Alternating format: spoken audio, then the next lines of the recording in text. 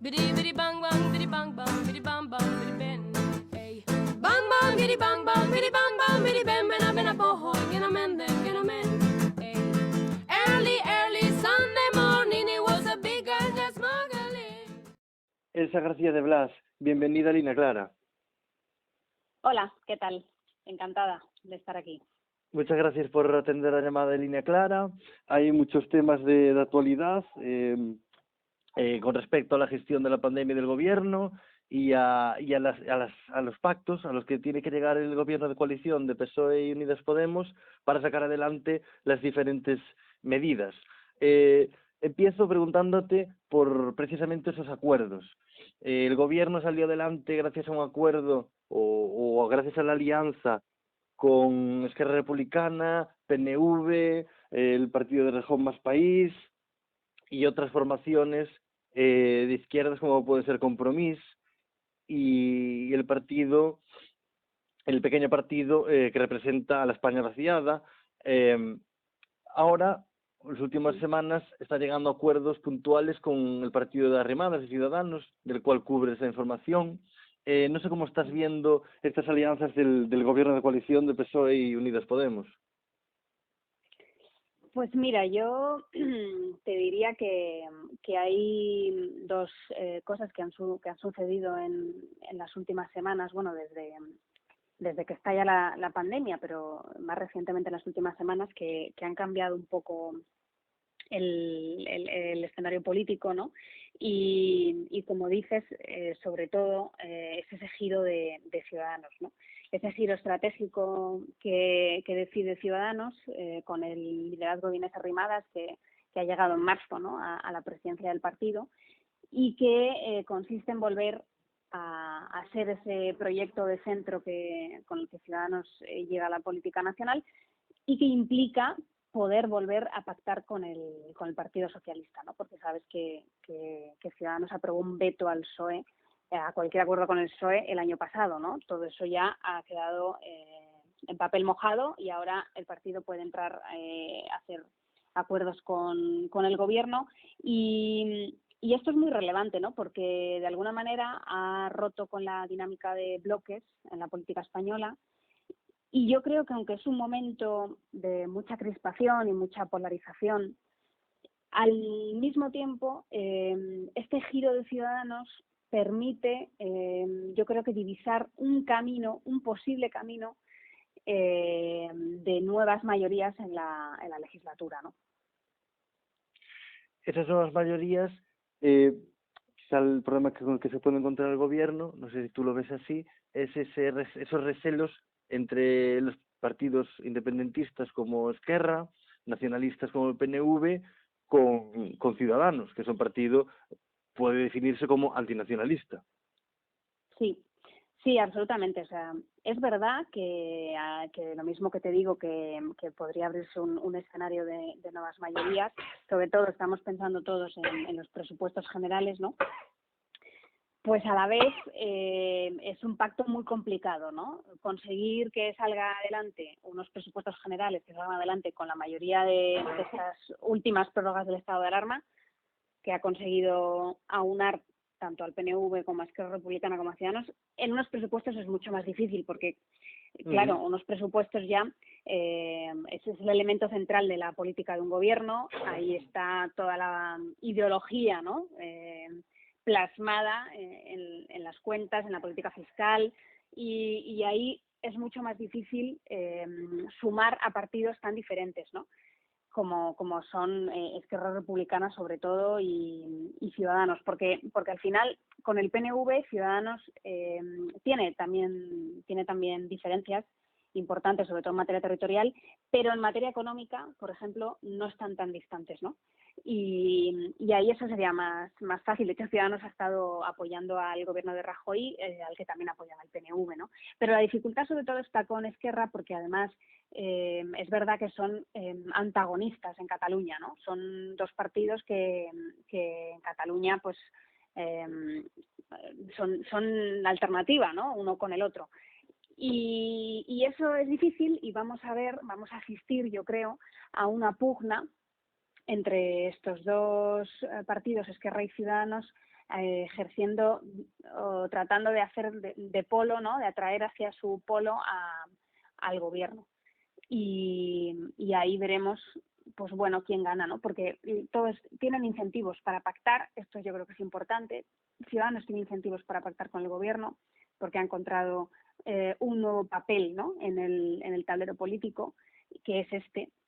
Y Esquerra Republicana también tiene incentivos para pactar con el gobierno, porque allí, o sea, en Cataluña, pues se reivindica como un acuerdo, como un partido influyente en Madrid, ¿no? Influyente en la política nacional y además puede forzar al gobierno, ¿no? O llevarlo por el camino de la mesa de diálogo y para hacer, bueno, pues una reforma importante que hay que hacer en España para resolver el problema territorial, ¿no?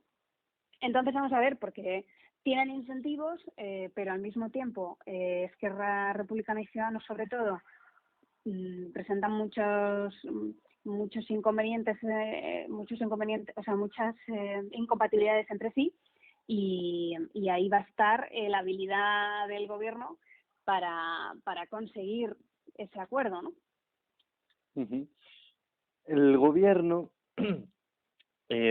no sé si puede haber ciertas reticencias dentro del seno del gobierno a llegar a acuerdos con Ciudadanos. Me refiero a que esas reticencias pueden venir por parte de una de las patas de la coalición de gobierno, de Unidas Podemos.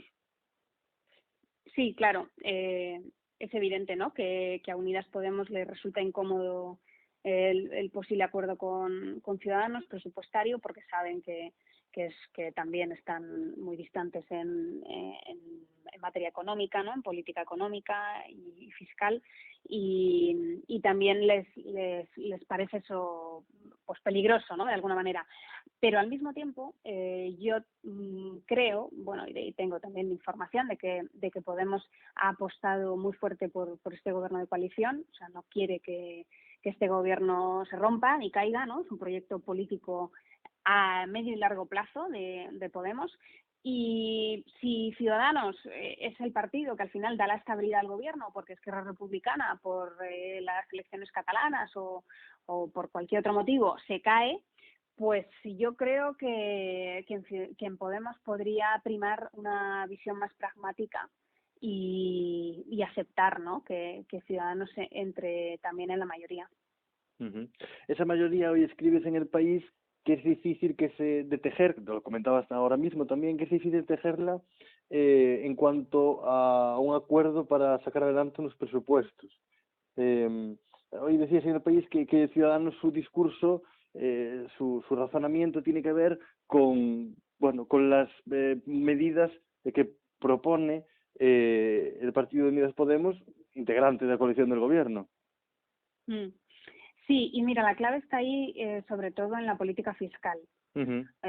O sea, Ciudadanos de lo que más recela es de cualquier subida de impuestos, ¿no?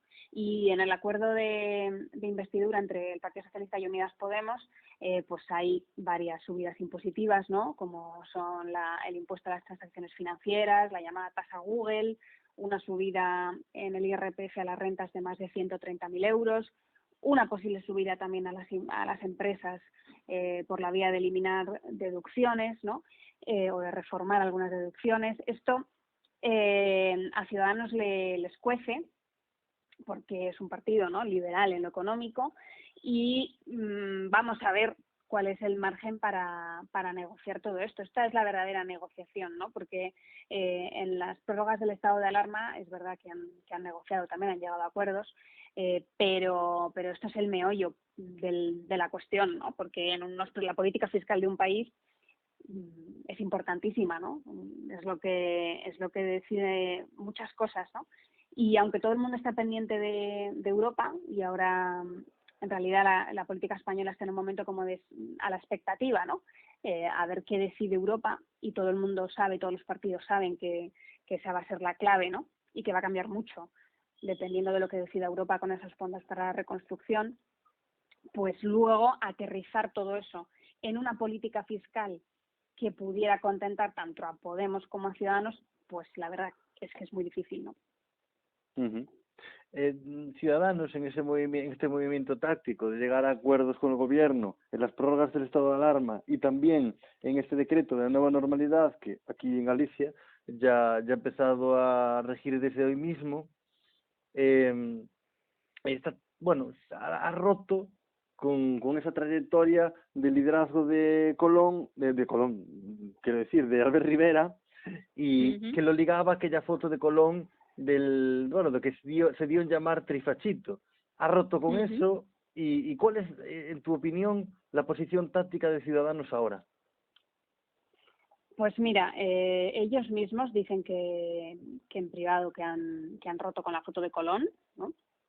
Porque es evidente que ese giro estratégico les separa de Partido Popular y Vox, aunque no definitivamente, ¿no? Porque Ciudadanos mantiene 5 gobiernos con el PP, ¿no? 4 autonómicos y del Ayuntamiento de la capital, y apoyados externamente por Vox, por lo tanto tiene que manejar equilibrios, ¿no? En sus acuerdos con el gobierno de Sánchez y también sus acuerdos de gobierno.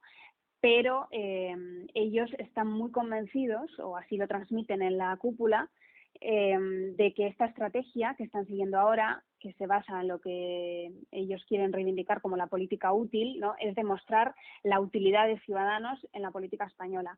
¿Por qué? Porque básicamente su reflexión de por qué pierden tantísimo en las elecciones de noviembre del año pasado, ¿no? Que pierden 47 diputados, tiene que ver con que los ciudadanos dejaron de percibirles como útiles. Entonces ellos ahora están, pues de alguna manera obsesionados en demostrar esa utilidad. Por eso esta estrategia no es flor de un día, ¿sabes? No va a terminar con la pandemia. Es verdad que la pandemia les ha puesto en bandeja un nuevo escenario para hacer un giro de este calado, ¿no? Que si no hubiera habido una situación de tanta excepcionalidad, pues a lo mejor habría sido más complicado, ¿no? Pero la pandemia se lo ha puesto en bandeja y ellos van a transitar por este camino. Y están además pensando sobre todo en el 1,000,000 y pico de abstencionistas que tuvieron en las elecciones de noviembre, ¿no? No solo, o no tanto, en los votantes que se les fueron a PP y Vox, sino en esos abstencionistas, ¿no? Que en principio, pues bueno, es un electorado que no se ha ido a otro partido, ¿no? Así que en principio es más fácil de recuperar. Y esos abstencionistas, pues bueno, podrían ser la bolsa de votantes más centristas, ¿no? De Ciudadanos, porque en la última etapa el partido pues recogió mucho votante conservador por el asunto catalán, ¿no? Y la oposición al independentismo catalán después de la declaración de independencia y tal. Pero Ciudadanos siempre ha tenido también una bolsa de votantes como más genuinamente centristas, que son los más pragmáticos, ¿no? Los que están más de acuerdo en llegar a pactos con la izquierda y con la derecha, y en eso están. ¿Tienes información de que haya una posible ruptura del pacto de gobierno entre Ayuso y Aguado en la Comunidad de Madrid y una posibilidad de pacto entre Aguado, Gabilondo y veríamos si también Más País o cómo se tejería esa alianza? ¿Ves alguna posibilidad? Pues mira, por la información que tengo de Ciudadanos, eso no está sobre la mesa, porque bueno, ellos creen que no les interesaría o sea, es muy difícil una operación de ese calibre, porque Ayuso siempre va a tener el botón de convocar elecciones, ¿no? De adelantar elecciones, y eso Ciudadanos podría destrozarlo, ¿no? En un momento dado, si encima aparece como el partido que ha provocado un adelanto electoral, ¿no? Y luego además, pues ese hipotético acuerdo con el Partido Socialista y Unidas Podemos para gobernar en la Comunidad de Madrid también es muy difícil, es muy complicado, sería muy difícil también que lo entendieran sus votantes. Yo creo que eso no tiene visos de pasar, ¿no? Hoy por hoy. Es verdad que la política española da muchas vueltas y nunca sabemos, ¿no?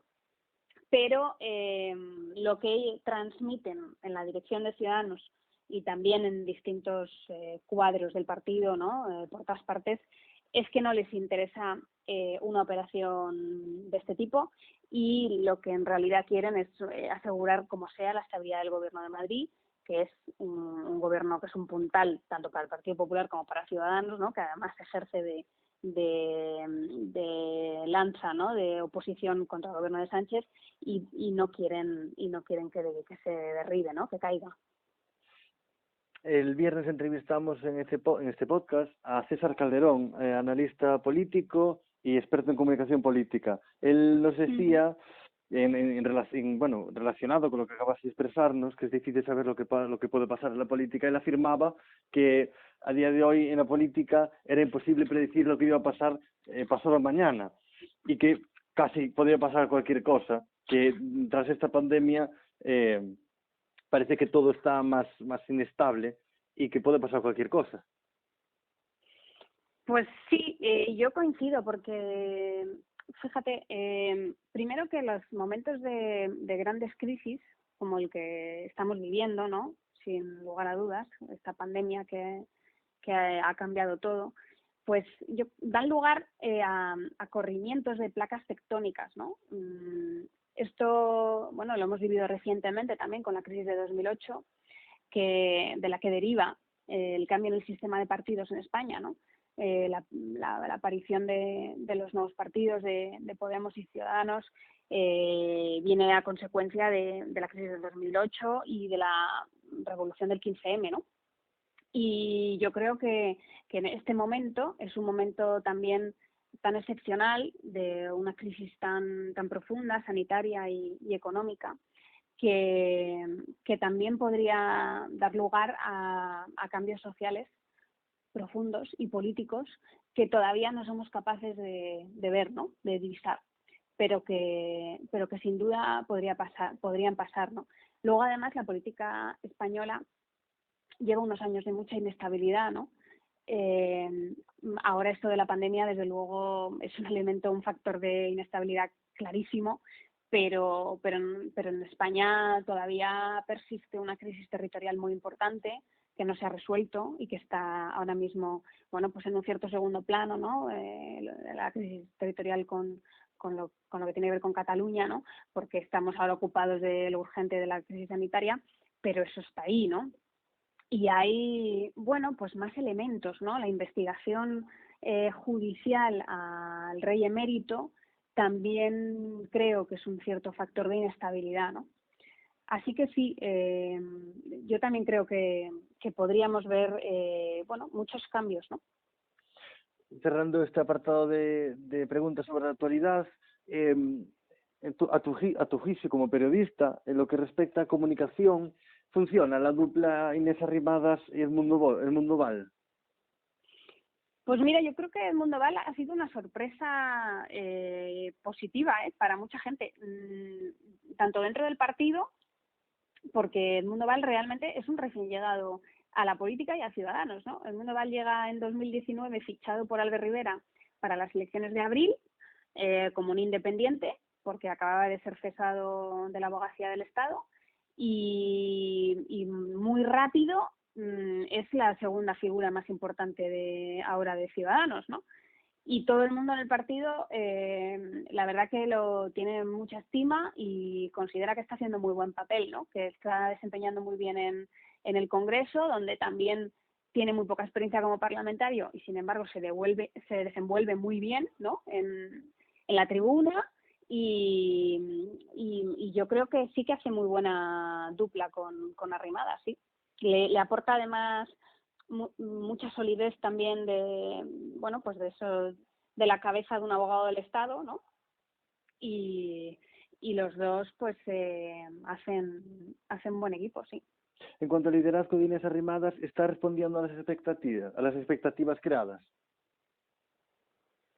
Bueno, no sé, eso tendrán que decirlo, ¿no? Los votantes o de Ciudadanos, ¿no? O los dirigentes, pero yo sí creo que ella no tenía un papel fácil, ¿no? Porque recoge el partido de la noche a la mañana tras un batacazo electoral sin precedentes, ¿no? Y porque claro, Albert Rivera dimite al día siguiente de la noche electoral y de repente le le deja al partido en una situación muy, muy complicada, ¿no? Y, y sí creo que desde luego, así lo indican las encuestas, el partido se está recuperando, ¿no? Parece que es poco a poco, ¿no? Que no es una recuperación rápida, pero también teniendo en cuenta la dimensión del varapalo electoral, ¿no?, que se llevaron en abril, pues ahora, bueno, desde luego tienen un papel relevante en la política española, han sido decisivos durante la pandemia y en concreto en esas rimadas las encuestas dicen que está muy bien valorada, ¿no?, por la ciudadanía, ¿no?, por los votantes en general. Así que yo creo que sí, que desde luego el partido está yendo bien, ¿no? Y mucho más teniendo en cuenta todas las circunstancias en las que estaba, ¿no? Después de que Inés Arrimadas haya llegado a la presidencia, ¿no? ¿Cómo afronta Ciudadanos las elecciones vascas y gallegas? A priori no parece que vaya a tener buenos resultados. No sé qué información tienes de ese dentro del partido, de qué expectativas tienen o cómo afrontan estas dos citas electorales en el País Vasco y en Galicia. Sí, pues mira, eso es lo que peor les viene, ¿no?, del horizonte más próximo, son esas dos elecciones, porque son dos plazas donde nunca han tenido un buen resultado, ¿no? De hecho, están fuera de los parlamentos autonómicos, ¿no? Y eso es porque, bueno, son dos lugares donde nunca han tenido una buena implantación, ¿no? En País Vasco, como sabes, pues han llegado a una coalición con el Partido Popular, que va a ser importante como resulte porque está pendiente después la decisión de si llegar a la misma coalición con el PP en Cataluña, que quedó en stand-by, ¿no?, después con todo esto de la pandemia, y en Galicia no fue posible esa coalición, a pesar de que Ciudadanos lo intentó muchísimo con Feijóo, ¿no?, pero Feijóo no quiso, y allí pues sus perspectivas son más sombrías, ¿no?, todavía.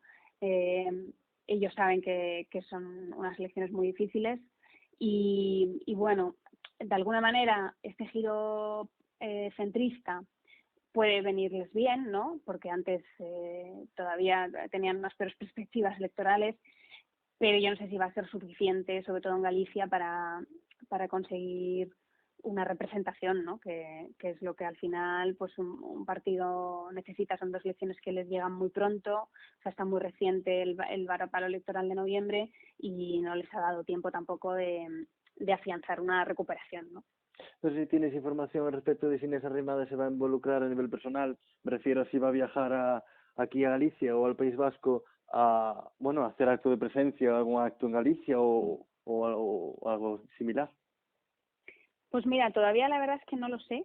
Uh-huh. No lo he comentado con ellos. Yo imagino que lo lógico es que fuera. Ella también, como sabes, está de baja de maternidad.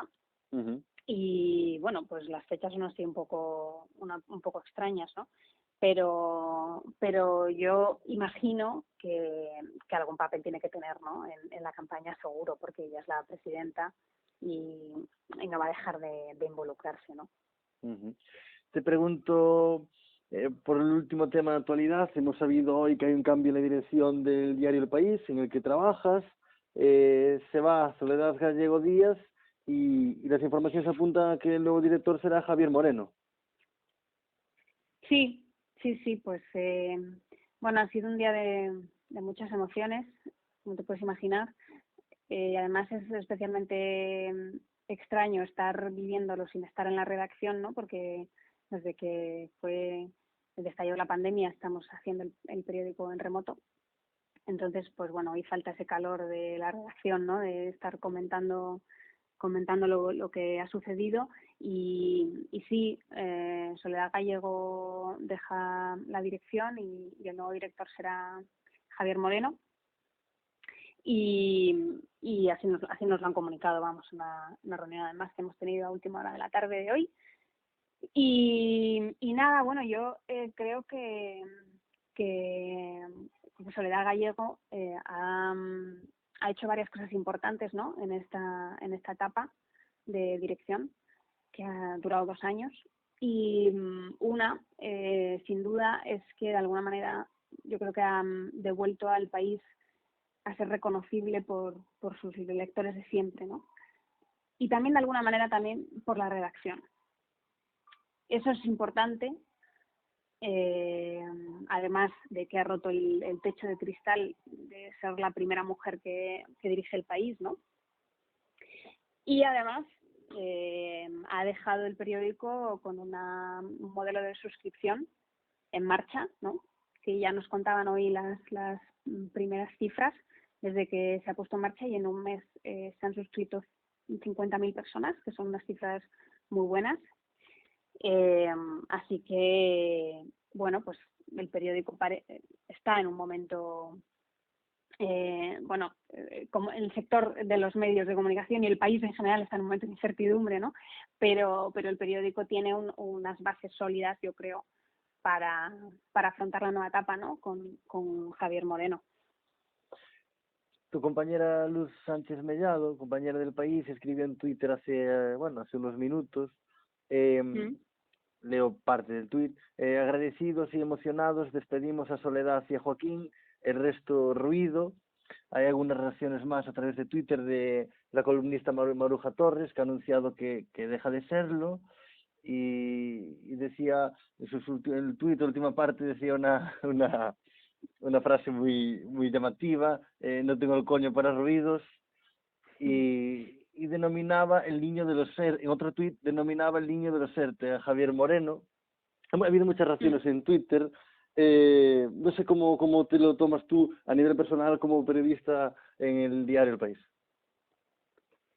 Pues como te decía, a ver, hoy es un momento, como no puede ser de otra manera, de cierta incertidumbre, ¿no? Porque es una decisión importante, ¿no? El cambio en la dirección del periódico, y los periodistas de la casa, pues es obvio que lo vivimos también con cierta incertidumbre por los cambios, ¿no? Porque siempre una nueva dirección pues conlleva cambios, ¿no? Cambios en la redacción, en el periódico. Sobre todo en el tema organizativo, ¿no? Que es un poco también lo que a los trabajadores también nos importa, ¿no?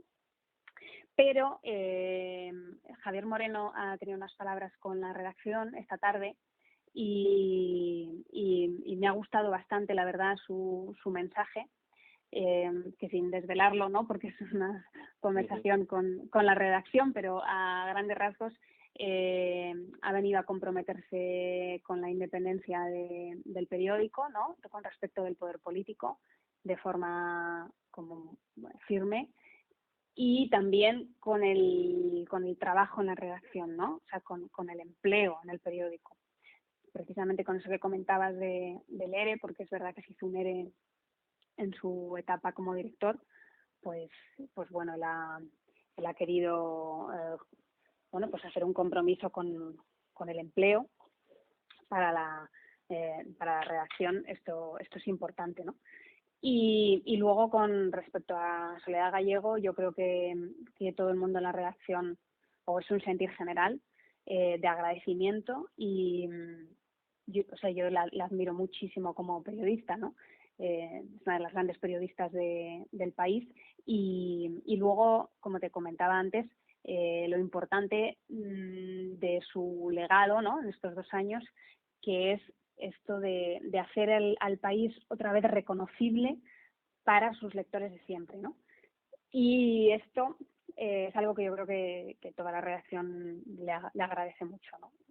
Y sin duda se vive así pues como una pérdida, pero también con ese agradecimiento, ¿no?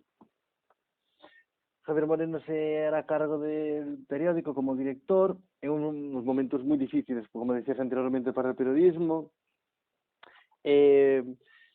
A esta decisión, algunos periodistas de otros periódicos, cito el tuit de Íñigo Sánchez Ugarte, periodista del diario.es, él lo analiza, esta decisión de situar la dirección a Javier Moreno, la dirección al frente del país, como que dice que tiene que ver dos opciones, dice él, o con la presión de los accionistas o bien con la necesidad de unos duros recortes. Hay varios comentarios de otros compañeros periodistas que van en la misma dirección. No sé ¿cuál es tu opinión al respecto?